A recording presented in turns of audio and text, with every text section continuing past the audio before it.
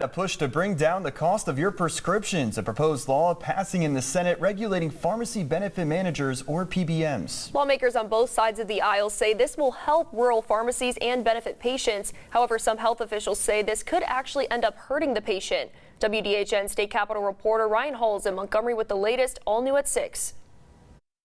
It's called the Community Pharmacy Relief Act. Republicans and Democrats say it will keep pharmacy middlemen, or PBMs, from undercutting local drugstores.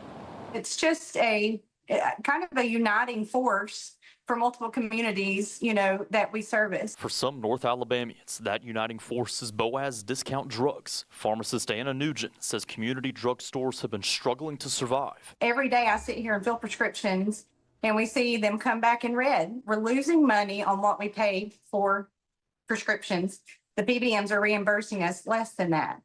32 ayes, 0 nays, 1 abstention. Senate Bill 252 passes. Thanks, Senator Beasley. That's why the Senate passed the Community Pharmacy Relief Act. It would make pharmacy benefit managers pay local drugstores what it costs them to dispense a drug. That means at least $10.64, which is the Medicaid reimbursement rate. Senator Billy Beasley, also a pharmacist, says PBMs keep drugstores from offering prescriptions that might cost less.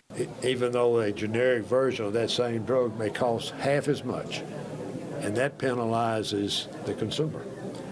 And this bill will help to remedy that. But the Alliance of Alabama Healthcare Consumers disagrees. They say the reimbursement requirement will get passed down to customers. Bill targets our large marquee employers like Hyundai and Honda and Mercedes and Airbus and those big companies that the state has worked so very hard to locate and grow in Alabama. They're exposed, and their employee benefit programs is open to a lot of cost. Robin Stone explains 2.7 million people in Alabama get health insurance from their employers. And that is an enormous cost to the employers of Alabama, and that will be passed on to their employees and their families in a time when families don't need any increases in the cost of living. Senator Andrew Jones says the bill prohibits that fee from being passed down. So I want to make that very clear. The actual acquisition cost of the drug plus the reimbursement, which is based on Medicaid, that cannot be passed on to the consumer. And anything to the contrary is just a scare tactic.